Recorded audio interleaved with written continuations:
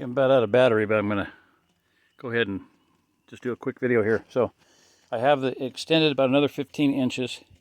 So it's out to about 5 or 6 feet total. This is 4 to 5 before I'll measure it out when I get my tape measure. I don't know where it's at right now. So that's burning. It's drafting down to the other end, the full length with another 15 inches added on. And smoking too much, but what can you expect with wet wood and petroleum-based fire starter? Stinks out the other end too. I don't know what I got in there. Anyway, I want to cook hot dogs out that end. I was thinking about putting meat down there and smoking it well. I got hot dogs. They're pretty easy. They're tubular. They're long. I can put 3 of them in there and smoke some hot dogs, cook some hot dogs at the other end. All right, anyway. There you go. I'll upload this one maybe. Probably. It's working perfectly. It's drafting. It's not smoking out this end.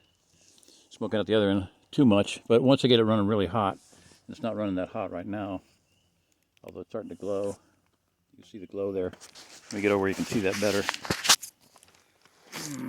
Without falling over. I got a little stash of bamboo here. And a couple pieces of oak. I can make about 2 foot long pieces of bamboo just to show that it can feed vertical, which is what I want to do. I want to have it feed, self-feeding, and just put a long piece in and have it burn, feed down. I don't have enough right now. There's a piece. What's that? Here's a sliver of oak. That's pine. Looks like pine. Yeah. Put that in there. There we go. Still not very long.